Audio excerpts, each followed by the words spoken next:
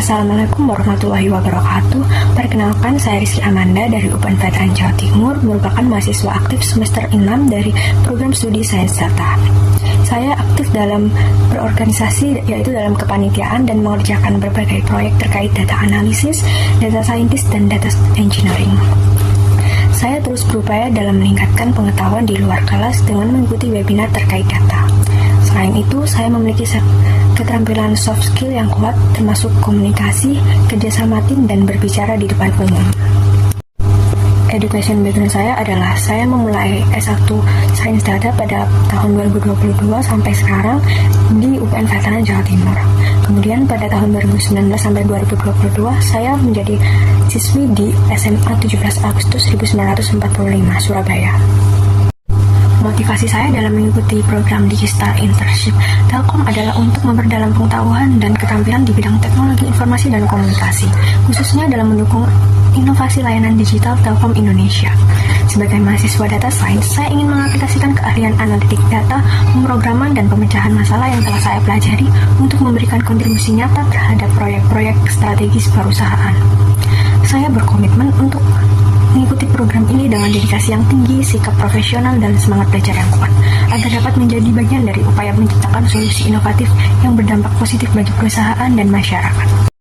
Kegiatan yang saya lakukan belakangan ini yaitu saya mengikuti magang mandiri pada PT Telkom Akses Vital Surabaya Utara pada periode 1 Agustus 2024 sampai 31 Desember 2024. Juga saya di sana yaitu membantu staf PT Telkom Akses Vital Surabaya Utara dalam pembuatan desain fiber to the home, kemudian mengikuti survei lokasi pelanggan, dan kemudian saya menganalisis data report insiden dan kemudian saya visualisasikan dalam dashboard interaktif.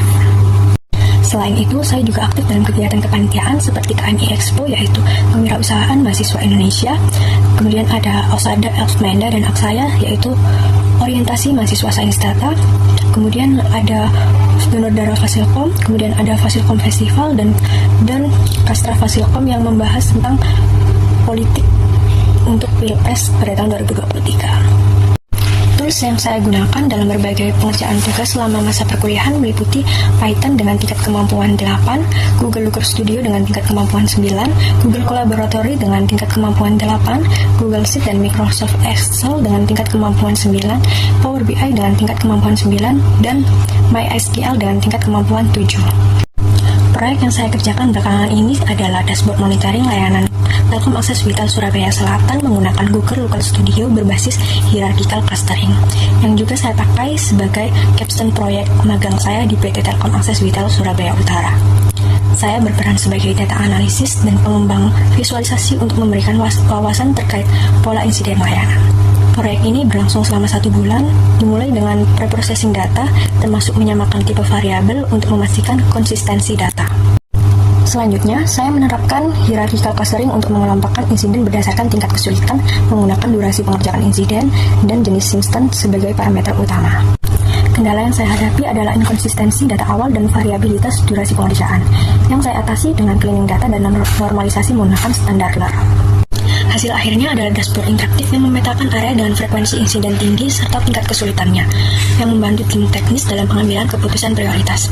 Proyek ini memberikan kepuasan mendalam karena saya dapat mengaplikasikan keterampilan analisis data dan visualisasi untuk solusi nyata yang berdampak. Berikut merupakan tampilan hasil dari dashboard monitoring yang saya buat berdasarkan data Telkom Akses Vital Surabaya Selatan.